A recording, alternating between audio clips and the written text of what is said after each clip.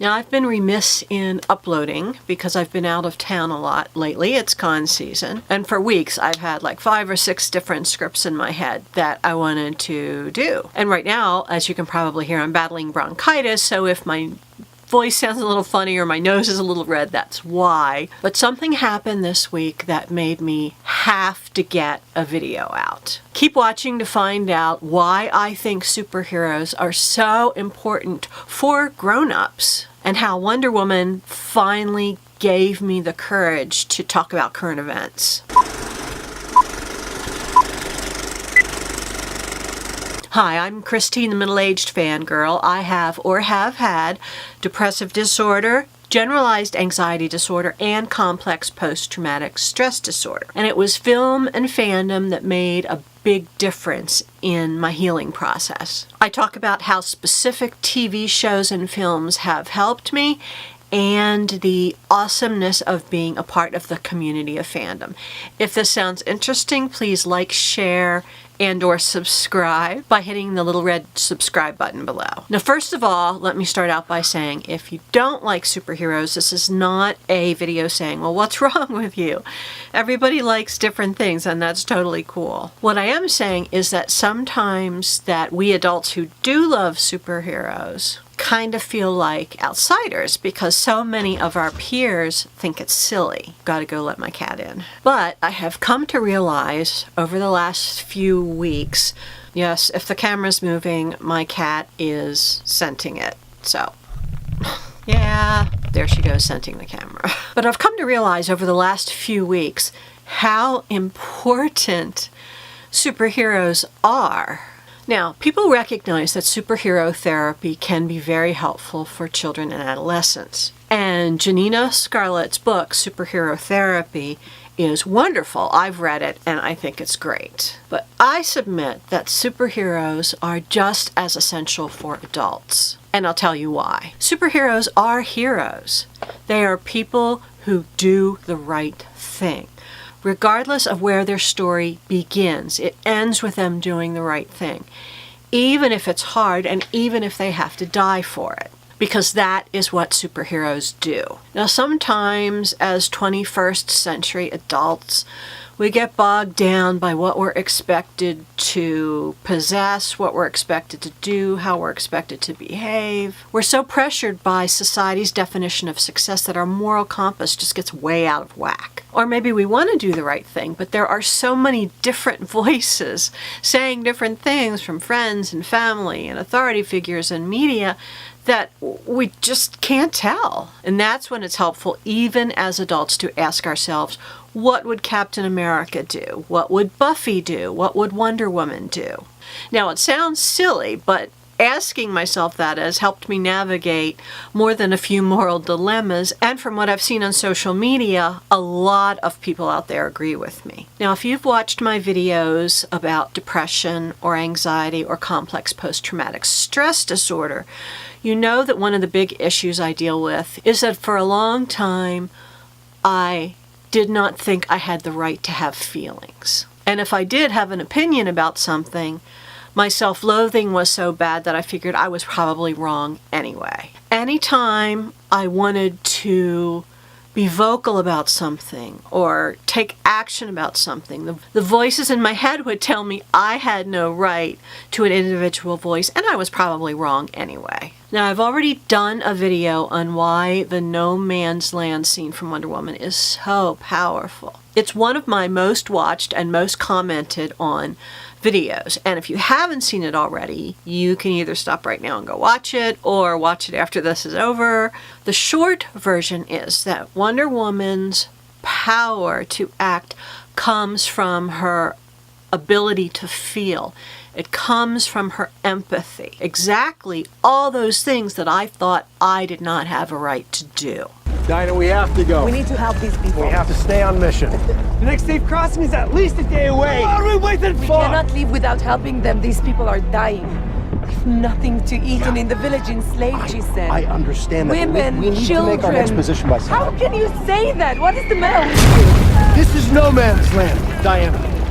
It means no man can cross it, all right? This battalion has been here for nearly a year, and they barely gained an inch. All right, because on the other side, there are a bunch of Germans pointing machine guns at every square inch of this place. This is not something you can cross. It's not possible. So what? So we do nothing? No, we are doing something. We can't save everyone in this war. This is not what we came here to do.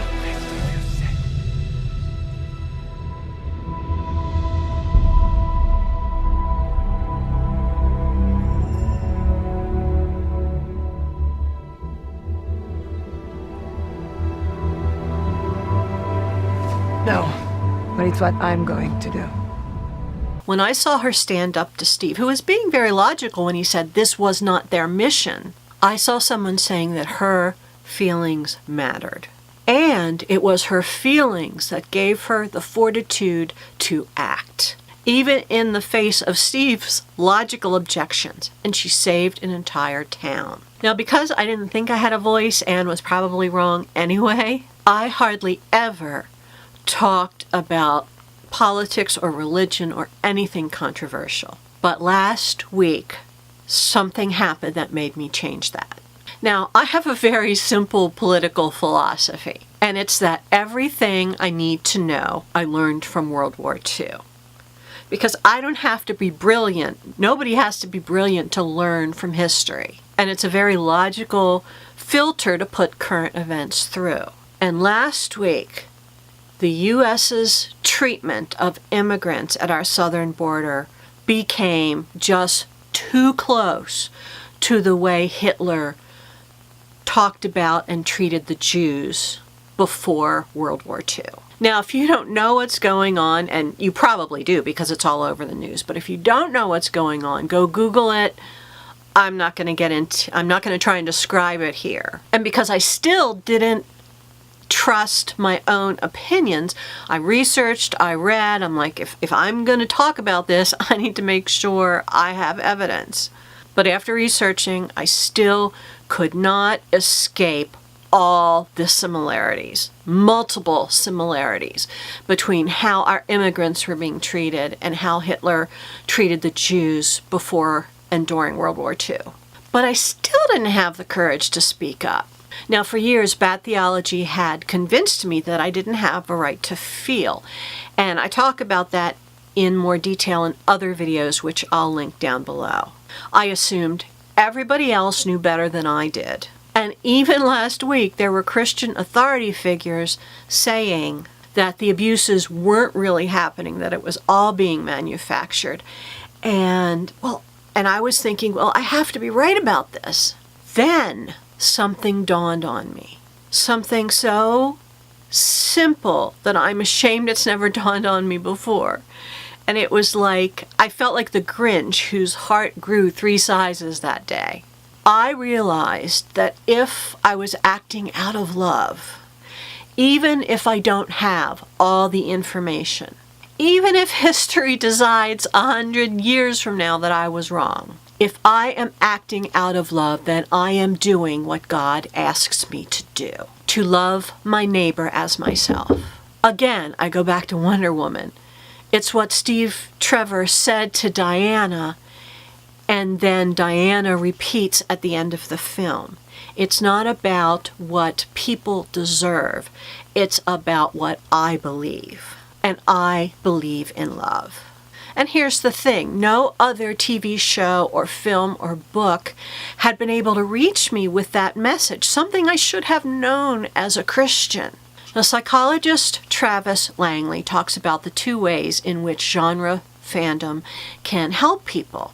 There's the interpersonal level in which we build community and connections, both of which are essential to our survival.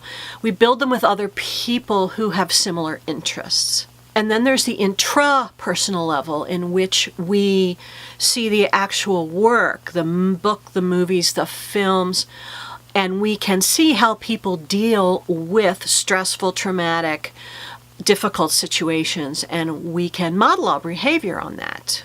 Now, my channel is basically structured around those 2 ideas. And my experience with Wonder Woman is a perfect example of that.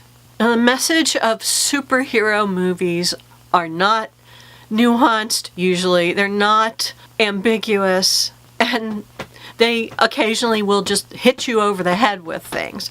But that's not necessarily a bad thing.